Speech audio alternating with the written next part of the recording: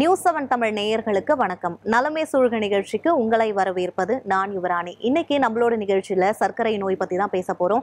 சர்க்கரை நோயால பாதிக்கப்பட்டிருக்கும் போது அந்த நோயால பாதிக்கப்பட்டிருக்கக்கூடிய சூழ்நிலையில அந்த நாட்களை நம்ம எப்படி கையாள்றது அப்படிங்கறத பத்தி தான் இன்னைக்கு நிகழ்ச்சியில நம்ம பேச போறோம். நம்ம கூட இதை பத்தி பேசுறதுக்காக டாக்டர்ஸ் இணைஞ்சிருக்காங்க. முதலாவதா doctor R Balamurugan, consultant diabetologist, Kovai diabetic centre, Ramnagar, Coimbatore. Welcome doctor. Doctor Lakshmi Sivakumar, director and consultant diabetologist, Karunya Sukalaya diabetes care and research centre private limited, Kumbakonam. Welcome doctor. அடுத்ததா doctor S M. Kannan, consultant diabetologist, Arun hospital private limited, Madurai. Welcome doctor. Doctor, நோய்வாய்ப்பட்டிருக்கும் போது சர்க்கரை நோயை நிர்வகிப்பதற்கு முன்கூட்டியே திட்டமிட்டு வைத்திருப்பது எவ்வளவு முக்கியமான ஒண்ணு டாக்டர்? பொதுவா சளி காய்ச்சல் வந்து நிறைய பேர் சர்க்கரைக்கு மருந்துகள் சாப்பிட வேண்டியதில்லை அந்த மாதிரி நினைச்சுக்கிறாங்க. அப்படி இல்லை. ஆனால் சர்க்கரை நோயாளிகள் வந்து சர்க்கரையை ஒரு 3-4 தடவை சர்க்கரையை பரிசோதனை செய்து கொள்ள வேண்டும். நீர்ச்சத்து இழப்பு தான் முக்கியமா ஒரு பிரச்சனையா இருக்கு. நீர்ச்சத்து இழப்பு இருக்கும் பொழுது அதை நம்ம டீஹைட்ரேஷன் என்று சொல்லக்கூடிய ஒரு பிரச்சனை வருது. அதை நம்ம வந்து சரி செய்யற மாதிரி நிறைய நீராகாரங்களை எடுத்துக்கொள்ள வேண்டும், முக்கியம். சர்க்கரை அளவை பரிசோதனை செய்து கொள்ளும் மட்டுமல்லாமல் நாம் மருந்து மாத்திரைகளை மருத்துவருடைய ஆலோசனையின்படி நாம் செய்ய வேண்டும். நிறைய பேர் மருந்துகளை நிறுத்திடக்கூடாது. குறிப்பா முதல் வகை சர்க்கரை நோயாளிகள் எடுத்துட்டீங்கன்னா அவங்க இன்சுலின் ஊசியை நிறுத்திவிட்டால் அவர்கள் டயபெட்டிக் கீட்டோசிடோசிஸ் என்று சொல்லக்கூடிய ஒரு பிரச்சனைக்கு தள்ளப்படுவார்கள். அதே மாதிரி 2வது வகை சர்க்கரை நோயாளிகளும் கிருமிகள் தொற்று வரும் பொழுது சர்க்கரை அதிகமாக வாய்ப்பு இருக்கிறதுனால் அவர்கள் அதற்கு சர்க்கரையின் அளவுக்கு தகுந்த மாதிரி மருந்து மாத்திரைகளை எடுத்துக்கொள்ள வேண்டும். இதுதான் அவர்கள் பின்பற்ற வேண்டிய நடவடிக்கைகள். டாக்டர், நோயோட காரணமா சர்க்கரை நோய் மோசமடைவதை குறிக்கும் எந்தெந்த அறிகுறிகள்ல கவனம் செலுத்தணும் டாக்டர்? எந்தெந்த அறிகுறிகள் இருந்தால் நாம உடனடியாக மருத்துவரை பார்க்கணும்? நாக்கு ரொம்ப வறண்டு போறது, தலை சுற்றல் இருக்கிறது, அதுக்கப்புறம் வாந்தி, தொடர்ச்சியா வாந்தி எடுத்துக்கிட்டே இருக்கிறது, ஒரு 6 மணி நேரத்துக்கு மேல வாந்தி நிக்காம வந்துட்டு இருந்தாலோ, இல்ல ஒரு தண்ணி குடிச்சாலும் வாந்தி வருது, ஒரு சாப்பாடு சாப்பிட முடியல, தண்ணி குடிக்க முடியல, உமட்டல் வருது, அந்த மாதிரி பிரச்சனைகள் இருந்தாலோ, சுவாசம் விடுறதுல கொஞ்சம் ஒரு சில பிரச்சனைகள் இருந்தாலோ, நம்ம சுவாசத்துல பழ வாசனை அப்படின்னு சொல்றோம். அதுக்கு பேர் கீட்டோ அசிடோசிஸ் இருக்கிறதுக்கான பாசிபிள் இருக்கு. கீட்டோசிஸ் அப்படின்னு சொல்லுவோம். அந்த மாதிரி பாதிப்புகள், அந்த மாதிரி அறிகுறிகள் இருந்தால் தலை சுற்றல், மயக்கம், ஒரு டிசனஸ் அப்படின்னு சொல்ற ஒரு குழப்பமான மனநிலை, மூட்டுக்கு மூடு வலி இருக்கிறது, நம்மளோட regular day to day activities செய்ய விடாம பாத்துக்கிற இந்த மாதிரி அறிகுறிகள் இருந்தா நாம உடனடியா மருத்துவரை பார்த்துக்கிறது ரொம்ப அவசியம். இதெல்லாம் நம்ம எப்படி தெரிஞ்சுக்கலாம் அப்படின்னா, முக்கியமா கண்டிப்பா அவங்க வீட்டுல ஒரு குளுக்கோமீட்டர் வச்சிருக்கிறது நல்லது. நீரிழிவு நோய் உள்ளவர்கள் அதுல நம்ம வீட்டுல சர்க்கரையின் அளவு பரிசோதிச்சு பாக்குறப்போ தொடர்ச்சியா அதிகமான சர்க்கரை அளவு காட்டிட்டே இருக்கு அப்படின்னாலும் நம்ம ரொம்ப நேரம் கடத்தாம உடனடியாக மருத்துவ சிகிச்சைக்கு நாம போறது மிக அவசியம். டாக்டர், நோய்வாய்ப்படும் போது ரத்த சர்க்கரை அளவு மற்றும் கீட்டோன் அளவை எவ்வளவு நேரத்திற்கு ஒரு முறை சரிபார்க்கணும் டாக்டர்? சர்க்கரை நோயாளிகள் திடீர்னு சில நோய்வாய்ப்பட்டு சிக்காகிற போது அவங்களுக்கு அந்த டயத்துல உயிருக்கு அபாயமான சில ப்ராப்ளங்கள் வர்றதுக்கு வாய்ப்பு இருக்கு. அதுல ஒரு இது பார்த்தீங்கன்னா, சர்க்கரை கூடுற போது டயபெட்டிக் கீட்டோசிடோசிஸ்ன்னு போயிடுவாங்க. சில குரூப் சரியா சாப்பிட முடியாம ஹைப்போகிளைசிமியா போயிடுவாங்க. சுகர் ரொம்ப கம்மியாகி அதுவும் உயிருக்கு அபாயம் ஏற்படும். சரி, இந்த சூழ்நிலையை நம்ம தவிர்க்கணும்னா அவங்க சுகரை ஒரு 2 மணி நேரத்துல இருந்து 4 மணி நேரத்துக்கு ஒரு தடவை ரெகுலரா பார்க்கணும். இது இப்ப அதே பேஷண்ட் டைப் 1 டயபெட்டிஸா இருக்காங்க அப்படின்னா அவங்க டயபெட்டிக் கீட்டோசிடோசிஸ் போறதுக்கு வாய்ப்புகள் நிறைய இருக்கு. ஸோ அவங்க அப்ப என்ன பண்ணணும் அப்படின்னா, அவங்க நமக்கு ஏதாவது சில சிம்டம்ஸ் இருக்கு, அதெல்லாம் டைப் 1 டயபெட்டிக் கீட்டோசிடோசிஸ் போற போது அது வரும். ஃபார் எக்ஸாம்பிள் ஒமட்டல், ஒரு மூச்சு ரொம்ப வாங்குற மாதிரி இருக்கிற ஃபீலிங், ரொம்ப தாகம், இந்த மாதிரி ஒரு கிறுகிறுப்பு, ஒரு மெமரி போற மாதிரி, மயக்கம் வர்ற மாதிரி சூழ்நிலை இருந்துச்சுன்னா அவங்க அதை நோக்கி போயிட்டு இருக்காங்கன்னு அர்த்தம். அப்ப அவங்க கீட்டோன்ங்கிற டெஸ்ட்டை பார்க்கணும். இதை ஒரு எவ்ரி 2 ஹவர்ஸ் வந்து பார்க்கலாம் சார். 2 to 4 ஹவர்ஸ் ஒரு தடவை அவங்க வந்து அதை பார்க்க வேண்டியிருக்கும். அதை அவங்களே அசஸ் பண்ணலாம். இப்போ வந்து மைல்டு, மாட்ரேட், சிவியர் இருக்கு. மாட்ரேட் டு சிவியர் கீட்டோன்ஸ் பாசிட்டிவாகவும் அவங்களுக்கு சிம்டம்ஸ் இருந்துச்சுன்னா இம்மீடியட்டா அவங்க வந்து அவங்களுடைய கன்சல்டன்ட் டாக்டருக்கு ரிப்போர்ட் பண்ணிடணும். இல்லைன்னா அவங்களுக்கு உயிருக்கு அபாயமா இருக்கு வாய்ப்பு இருக்கு. டாக்டர், வாந்தி எடுத்தாலோ அல்லது சாப்பிட முடியாவிட்டால் சர்க்கரை நோய் மருந்துகள் அல்லது இன்சுலின் எடுத்துக் கொள்றத தொடரணுமா டாக்டர்? முதல் வகை சர்க்கரை நோயாளிகள் அவர்களுக்கு கண்டிப்பாக இன்சுலின் கண்டிப்பாக போட்டுக்கொள்ள வேண்டும். அது நிறுத்தி என்றால் அது நம்ம சர்க்கரை அதிகமாகி கொழுப்பு சிதைந்து அமிலத்தன்மை கலந்து இந்த கீட்டோ அசிடோசிஸ் என்று சொல்லக்கூடிய நிலைக்கு தள்ளப்படுவார்கள். அதனால முதல் வகை சர்க்கரை நோயாளிகளை பொறுத்தவரை கட்டாயமாக அவர்கள் சர்க்கரைக்கான இன்சுலினை போட்டுக்கொள்ள வேண்டும். இந்த முதல் வகை சர்க்கரை நோயாளிகள் குறைந்தது ஒரு 2 மணி நேரத்திலிருந்து 4 மணி நேரத்துக்கு ஒரு தடவை அந்த ரத்தத்திலே சர்க்கரையின் அளவை பரிசோதிச்சுக்கணும். சர்க்கரை ஒரு 300க்கு மேல போயிடுச்சுன்னு சொன்னா நம்ம ரத்தத்திலையும் சிறுநீர்லையும் கீட்டோன் இருக்கான்னு செக் பண்ணணும். இந்த கீட்டோன் வந்து கொழுப்பு சிதைவினால வரக்கூடியது. அது இன்சுலின் குறைபாடனுடைய அறிகுறி, கிருமி தாக்குதலின் அறிகுறி. இந்த மாதிரி கீட்டோன்லாம் வந்துருச்சுன்னு சொன்னா மருத்துவரை அணுகி அவங்க மருத்துவமனையில அட்மிட் ஆகி சிகிச்சை பண்ணணும். 2வது வகை சர்க்கரை நோயாலும் இந்த மாதிரி சர்க்கரை அதிகமாக இருந்தால் அவர்கள் ஒரு 4லேருந்து 6 மணி நேரத்துக்கு ஒரு தடவை சுகரை மானிட்டர் பண்ணிக்கணும். பரிசோதனை செய்து கொண்டு மருத்துவரின் ஆலோசனை பெற்று அவர் வந்து மருந்து மாத்திரைகளை எடுத்துக்கொள்ள வேண்டும். இந்த மாதிரி வாந்தி அதிகமாகவோ அடிக்கடி வாந்தி வருது, அதிக ஒரு நீர்ச்சத்து இழப்பு இவையெல்லாம் இருந்தால் மருத்துவரை அணுகி மருத்துவமனையிலே இருந்து பார்க்க வேண்டிய சூழ்நிலையே வரலாம். இவைதான் டாக்டர், ஃப்ளூ, காய்ச்சல் அல்லது வயிற்று பிரச்சனை இருக்கும்போது தவிர்க்க வேண்டிய குறிப்பிட்ட மருந்துகள் ஏதேனும் இருக்கா டாக்டர்?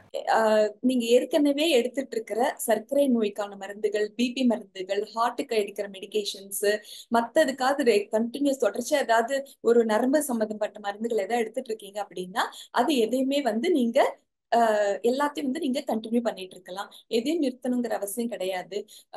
காய்ச்சலுக்கோ இல்ல சளி இருமலுக்கோ நீங்க கடைகள்ல வந்து ஏதாவது ஒரு காஃப் சிரப் வாங்கி சாப்பிடுறப்போ அதுல சுகர் இருக்கும். அதனால அந்த மாதிரி சுகர் இருக்கிற சிரப்ஸ் வந்து நீங்க அவாய்ட் பண்ணணும். அதே மாதிரி வயிற்று வலி இருக்கிறப்போ நிறைய பேர் அந்த ஒரு ஜெல் வாங்கி குடிக்கிறத ஒரு பழக்கமா வச்சிருப்பாங்க. அதுல நிறைய இதுல சுகர் இருக்கும். அதனால சுகர் இல்லாதது சாப்பிடுறது ரொம்ப அவசியம். நீங்க உங்க ஜெனரல் கன்சல்டேஷன் அப்போ உங்க டாக்டர் கிட்டயே எந்தெந்த மருந்து மாத்திரைகள் நீங்க எடுத்துக்கலாம், ஒரு சளி இருமல் வந்தா நான் என்ன மாத்திரை எடுத்துக்கலாம் டாக்டர், ஒரு ஜுரம் வந்தா நான் என்ன மாத்திரை எடுத்துக்கலாம், நான் ஹாஸ்பிட்டல் வர்றதுக்கு முன்னாடி நான் என்ன எடுத்துக்கலாம், ஒரு வாந்தி வருது, ஒரு வயிற்று வலி வருது, எனக்கு ஒரு 2 வேளைக்காவது நான் இந்த மாத்திரை எடுத்துட்டு சரி ஆகலைன்னா நான் ஹாஸ்பிட்டலுக்கு வர்றேன் அப்படிங்கறது நீங்க அவங்க கிட்ட கேட்டு வாங்கிக்கிறது ரொம்ப நல்லது. டாக்டர், நோய்வாய்ப்பட்டு இருக்கும்போது பசி உணர்வு இல்லாவிட்டால் என்ன சாப்பிட வேண்டும் அல்லது என்ன குடிக்கணும் டாக்டர்? பொதுவாக வந்து சர்க்கரை பேஷண்ட்ஸ் வந்து ஒரு சிக்கா இருக்கிற போது அவங்களுக்கு வந்து பசி உணர்வு ரொம்ப கம்மியாயிடும். பட் அது வந்து சில சமயம் டிசெப்டிவா இருக்கும். அவங்க பசி இல்லை அப்படின்னாலும் சில சமயம் நம்ம பார்த்தோம்னா சுகர் வந்து ஹையா இருக்கிறதுக்கு வாய்ப்பு இருக்கு. சில சமயம் சரியா சாப்பிடாம மாத்திரைகளும் போட்டு இருக்கும்போது குறைஞ்சு போடுறதுக்கும் வாய்ப்பு இருக்கு. அப்ப சுகர் ஹையும் ஆகக்கூடாது, கம்மியாகவும் போகக்கூடாத மாதிரி ஒரு பேலன்ஸ் பண்ணி நம்ம ஒரு சாப்பிடணும்.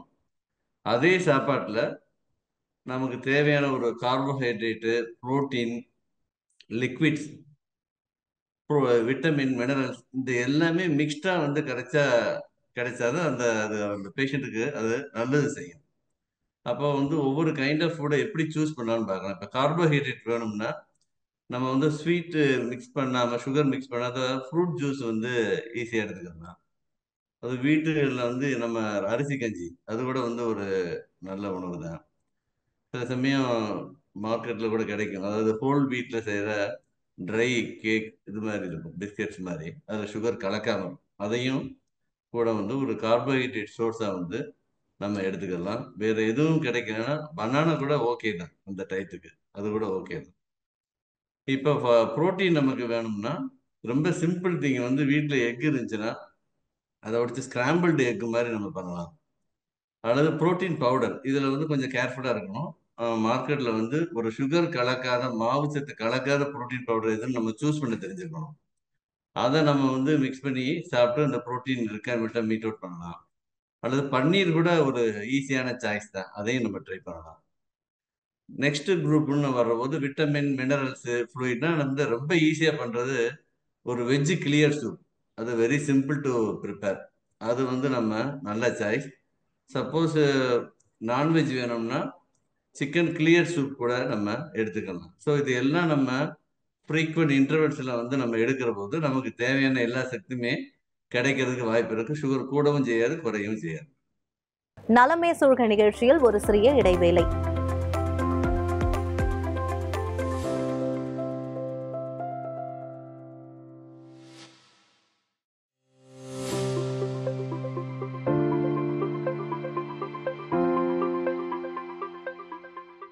நலமே சூழ்க நிகழ்ச்சி மீண்டும் தொடர்கிறது. டாக்டர், நீரிழிப்பை தடுப்பது எப்படி? என்னென்ன திரவங்களை உட்கொள்வதில் நம்ம ரொம்பவே கவனமா இருக்கணும் டாக்டர்? டாக்டர் கண்ணன் ஏற்கனவே சொன்னாரு, இந்த ஒரு லிஸ்டே கொடுத்துட்டார் அவர். ரெண்டாவது இப்ப என்னன்னா, நம்ம பழச்சாறுகள் நல்ல சாய்ஸ். சுகர் போடாத பழச்சாறுகள் எடுத்துக்கலாம். தண்ணீர் குடிக்க முடிந்தால் தண்ணீர் எடுத்துக்கலாம். சரிங்களா? அடுத்து வந்து இந்த சுகர் போட, இப்போ வயிற்றுப்போக்கு இந்த மாதிரி இருக்கு அப்படின்னா சுகர் போடப்படாத இந்த எலக்ட்ரால் பவுடர் இருக்கு, இந்த மாதிரி பானங்களை எடுக்கலாம் முக்கியமா. ரெண்டாவது வந்து ஒரு மோர் இந்த மாதிரி எடுக்கலாம். சில நேரங்களில் வந்து கொஞ்சம் நம்ம தயிர்லேயே கொஞ்சம் தயிரில் நல்ல ப்ரீபயோட்டிக் ப்ரோபயோட்டிக்ஸ் அதனால தயிர் இந்த மாதிரி மோர் எடுத்துக்கலாம். இதெல்லாம் ஈஸியாக செரிக்கக்கூடியது. இந்த மாதிரி கஞ்சி குடிக்க முடிஞ்சா கஞ்சி, இல்லைன்னா கஞ்சி வடிக்கப்பட்ட நல்ல லேசான அந்த கஞ்சியிலேருந்து ஃபில்டர் பண்ணக்கூடிய கஞ்சி. பழைய காலத்தில் சொல்லுவாங்க கஞ்சி தண்ணீர்னு சொல்லி, நம்ம முன்னோர்கள்லாம் குடிச்ச தண்ணீர். கஞ்சி தண்ணீரில் வந்து நம்ம சாதம் இருக்காது, ஆனால் அதனுடைய அந்த நீர் மட்டும் இருக்கும். இந்த மாதிரி சில நேரம் இளநீர் மாதிரி சுகர் அதிகமாக இல்லை, அப்படி சர்க்கரை அதிகமாகனா இளநீர் மாதிரி பானங்களை கூட நம்ம எடுத்துக்கலாம். குறிப்பாக எதை தவிர்க்கணும் அப்படின்னு பார்த்தீங்கன்னா, ஏற்கனவே சர்க்கரை போடப்பட்ட பானங்கள் இல்லையா, எல்லாமே மார்க்கெட்ல எல்லாமே அவைலபிளா இருக்கு. அந்த மாதிரி ஆல்ரெடி இனிப்பு போடப்பட்ட பானங்களை நம்ம தவிர்க்கணும். காஃபி, டீ இந்த மாதிரி அதிகமா சாப்பிட்றத நம்ம தவிர்க்கணும். மூணாவது பார்த்தீங்கன்னா, ரொம்ப அதிகமான கொழுப்பு சேர்ந்த பொருட்கள், ஃப்ரைட் ஐட்டம், ஆயில் ஐட்டம்ஸு, அசைவ பொருள்கள்ல குறிப்பா நம்ம முட்டையில வெள்ளைக்கரு மட்டும் சாப்பிடலாம். அதை தவிர மற்ற அசைவ பொருட்களை இல்லைன்னா அதெல்லாம் தவிர்க்கிறது நல்லது. ஏன்னா அது செரிமானம் யூஸ்வலா டெம்பரேச்சர் உடம்புல வந்து அதிகமா டெம்பரேச்சர் இருக்கும்போது செரிமானம் குறைவா இருக்கும். முன்னாடி லேசாக செரிக்கக்கூடிய ஜீரணமாகக்கூடிய நீர்ச்சத்து உள்ள பொருட்களை நம்ம எடுத்துக்கொள்ளுதல் நல்லது. டாக்டர், நோயின் போது உயர் அல்லது குறைந்த ரத்த சர்க்கரை அளவிற்கு எந்த கட்டத்துல மருத்துவ உதவியை நம்ம நாடணும் டாக்டர்? இப்போ ஏற்கனவே பாலமுருகன் சார் சொன்ன மாதிரி எல்லா கொஸ்டின்ஸும் ஏற்கனவே சொன்ன அந்த ஆன்சரும் இதுல சேர்ந்து மிக்ஸ் ஆகி வர்ற மாதிரிதான் இருக்கு. இப்போ நம்ம பார்த்தோம், ஏற்கனவே கண்ணன் சார் சொன்னாங்க, நம்ம பிளட் சுகர் வந்து வீட்டுல வந்து மானிட்டர் பண்ணிட்டு இருக்கணும். 2 to 4 மணி நேரத்துக்கு ஒரு தடவைக்கு பதிலா ஒவ்வொரு மணி நேரமும் கூட வந்து நம்ம மானிட்டர் பண்ணிக்கலாம். வீட்லயே வந்து பிளட் சுகர் குளுக்கோமீட்டர்ல மானிட்டர் பண்ணலாம்னு சொன்னாங்க. அந்த மாதிரி நம்ம ஒவ்வொரு மணி நேரமும் பிளட் சுகர் வந்து மானிட்டர் பண்றப்போ தொடர்ச்சியா ஒரு 2-3 வேல்யூஸ் வந்து 300க்கு அதிகமாகவே இருக்கு, இல்லைன்னா 75க்கு கம்மியா இருக்கு அப்படின்னா இம்மிடியட்டா கண்டிப்பா டாக்டரோட ஹெல்ப், மெடிக்கல் ஹெல்ப் கண்டிப்பா போறது ரொம்ப அவசியம். அதுக்கு அடுத்தபடியா வந்து பிளட் ப்ரெஷரும் நீங்க வீட்டுல மானிட்டர் பண்ணிட்டு இருக்கிறப்போ ஒரு 170 போகுது, இல்லைன்னா வந்து 170க்கு மேல போகுது, 170, 80 இல்லைன்னா 160, 90க்கு மேல போகுதுனாலே நீங்க பெட்டர் வந்து மெடிக்கல் ஹெல்ப் பாத்துக்கிறது ரொம்ப நல்லது. இது வந்து பாராமீட்டர்ஸ் பொறுத்த வரைக்கும். அடுத்து தொடர்ச்சியாக ஒரு 6 மணி நேரம் ஆகியும் வாந்தி அல்லது வயிற்றுப்போக்கு நிக்கல அப்படின்னா கண்டிப்பா ஹாஸ்பிட்டல்ல போய் நீங்க கண்டிப்பா உங்க டாக்டரை பார்க்கணும். ஏன்னா மாத்திரைகள் வந்து பத்தாது, அப்போ இன்ஜெக்ஷன்ஸா கொடுத்தாதான் கண்டிப்பா அது வந்து கேட்க ஆரம்பிக்கும். சளி வந்து இருமல் ரொம்ப இருந்துகிட்டே இருக்கு, உங்களால தூங்க கூட முடியல, படுக்க முடியல, அந்த அளவுக்கு இருமல் இருக்குன்னா கண்டிப்பா ஹாஸ்பிட்டல் போய் பார்க்கணும். சுவாசம் விடுறதுல ரொம்ப கஷ்டமா இருக்கு, மூச்சு விடுறதுல ரொம்ப சிரமமா இருக்கு, எனக்கு படுக்க முடியல, சுவாசம் ரொம்ப கஷ்டமா இருக்கு அப்படின்னா கண்டிப்பா ஹாஸ்பிட்டல் இமீடியட்டா பார்க்கணும். இதை தவிர ரொம்ப யூரின் போகுது, தொடர்ச்சியா நீர் வடிஞ்சுக்கிட்டே இருக்கு, ஒரு மணி நேரத்துக்கு ஒரு தடவைக்குள்ளார நம்ம எஞ்சி போய் யூரின் போக வேண்டியதா இருக்கு, கண்டிப்பா ஹாஸ்பிட்டல் போகணும். தலை சுத்தல் இருக்கு, மயக்கம் வருது, மயக்கம் வர்ற மாதிரி இருக்கு, கண்ணை இருட்டுற மாதிரி ஒரு ஃபீலிங் இருக்குன்னா கண்டிப்பா இம்மிடியேட்டா மெடிக்கல் ஹெல்ப்புக்கு நீங்க கண்டிப்பா கேட்கணும். அது தவிர நிக்கிறது நடக்கிறது ரொம்ப பலகீனமா ஃபீல் பண்றீங்க அப்படின்னாலும் கண்டிப்பா நீங்க ஹாஸ்பிட்டல்ல இம்மிடியேட்டா போய் பார்த்துக்கிறது ரொம்ப நல்லது. டாக்டர், சர்க்கரை நோயின் கீட்டோ அசிட்டோசிஸ் அல்லது ஹைப்ரோசோமர் அல்லது ஹைப்பர்சைமிக் நிலையை நாம எப்படி அடையாளம் காண்றது டாக்டர்? எந்த சர்க்கரை பேஷண்ட்டும் சிக்காயிட்டா நடக்கக்கூடிய 2 விஷயங்கள், ஒன்றும் டிகேஏம்போம், டயபெட்டிக் கீட்டோ அசிடோசிஸ். நம்பர் 2 வந்து ஹெச்ஹெச்எஸ்ம்பாங்க, ஹைப்பர் ஆஸ்மோலார் ஹைப்பர் கிளைசிமிக் ஸ்டேட்டஸ். இது ரெண்டுமே பார்த்தீங்கன்னா சுகர் வந்து பாடி உபயோகப்படுத்த முடியாது அந்த டயத்தில். சிக்காக இருக்கிற போது இன்சுலின் சரியாக வேலை செய்யாதனால சுகர் ரைஸ் ஆயிடும். அப்போ வந்து அந்த ஹை சுகர்ல வந்து உடம்புல நிறைய கெமிக்கல் ரியாக்ஷன் நடக்கிற போது லைஃப் த்ரெட்டனிங் சுச்சுவேஷன்ஸ்க்கு அவங்க போயிடுவாங்க. இதை மட்டும் பேஷண்ட்டுக்கு அண்டர்ஸ்டாண்ட் பண்ற மாதிரி அவங்க அதை எப்படி ஐடென்டிஃபை பண்றது, எப்போ டாக்டர் ரிப்போர்ட் பண்ணுங்கிற நாலேஜை நம்ம கண்டிப்பாக அவங்களுக்கு கொடுக்கணும். எஸ்பெஷலி டைப் 1 டயபெட்டிஸில் இது ரொம்ப காமன், டைப் 2 ரொம்ப ரேராக தான் பார்க்கணும்.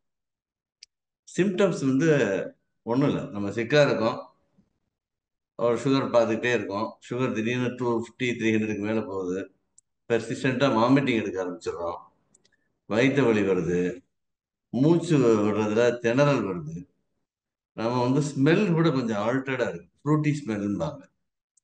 அப்போ ரொம்ப ஒரு டீஹைட்ரேஷன் வந்து ரொம்ப தண்ணி தான். இதை வந்து பேஷண்ட்டும் உணர முடியும், பேஷண்ட்டோட ரிலேட்டிவ்ஸுமே இதை நம்ம வந்து ஈஸியாக ஐடென்டிஃபை பண்ணலாம்.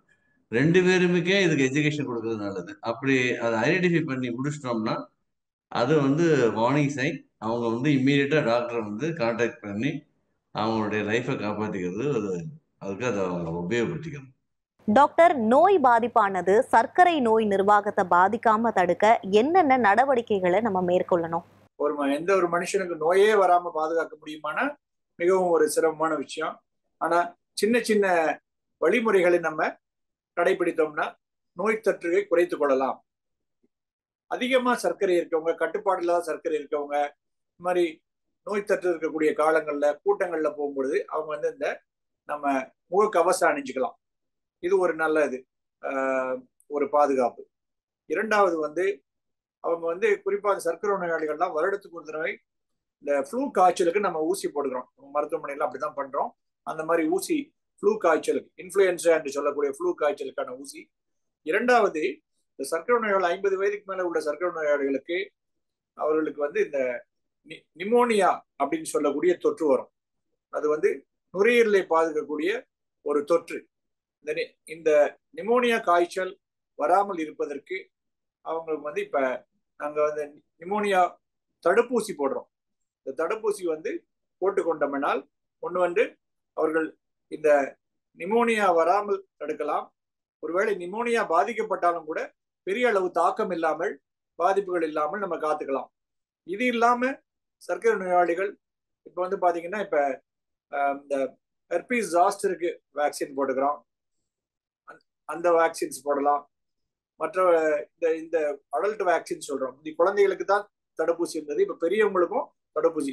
குறிப்பா இந்த 3 இன்ஃபுளுன்சா தடுப்பூசி, 2வது நிமோனியா, 3வது இந்த ஜாஸ்டர் வேக்சின் சொல்றோம், சிரிங்ஸ்ன்னு சொல்லுவோம், அதுக்கான வேக்சினையும் தடுப்பூசியும் போட்டுக்கொண்டால் அவர்கள் நோய் தொற்று வராம பாதுகாத்துக்கலாம். டாக்டர், கடுமையான நோய் ஏற்படும் ஆபத்தை குறைக்க ஃப்ளூ, நிமோனியா தடுப்பூசிகளை போட்டுக்கொள்ளணுமா டாக்டர்?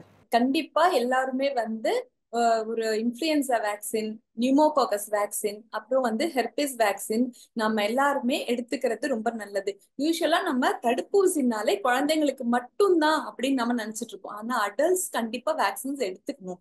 இந்த influenza vaccines, pneumococcus vaccines, herpes vaccines எடுத்துக்கிறதுனால நம்மளோட நோய் தாக்கம் வராம நாம தவிர்த்துக்கலாம். அப்படியே நோய் தொற்று வந்தாலும் அது தீவிரமடையாம இருக்கிறதுக்கு இந்த வேக்சின்ஸ், தடுப்பூசிகள் ரொம்ப உதவிகரமா இருக்கும்.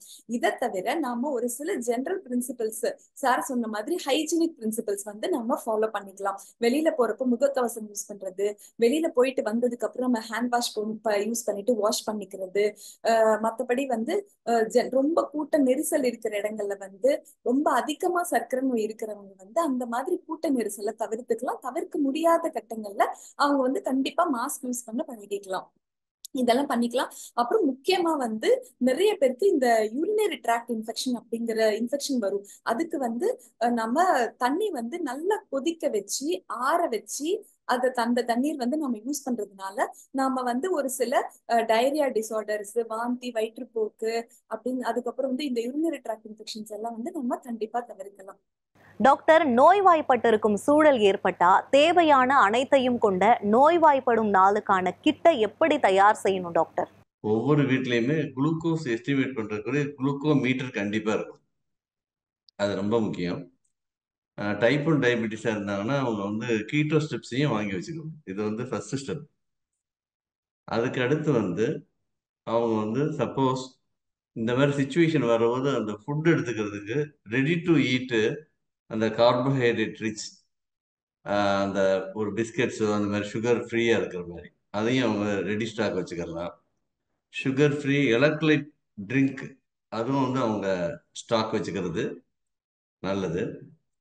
அதை விட முக்கியமானது வந்து அவங்க வந்து அந்த டாக்டருடைய கான்டாக்ட் அட்ரஸ் அது வந்து ரொம்ப முக்கியம். ஸோ அந்த டயத்தில் அந்த டாக்டருடைய நம்பரோ அல்லது ஹாஸ்பிட்டல் நம்பரையோ அவங்க வந்து சேவ் பண்ணி வச்சுக்கிட்டு அந்த மாதிரி சுச்சுவேஷன் எதாவது டவுட் இருந்துச்சுன்னா அவங்க கிளியர் பண்ணுறதுக்கு அவங்க ப்ரிப்பேர் பண்ணி வச்சுக்கலாம்.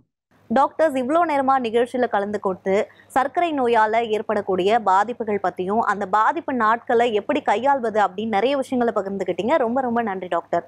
நேயர்களே, மீண்டும் மற்றொரு நிகழ்ச்சியில் சந்திக்கலாம். நன்றி, வணக்கம்.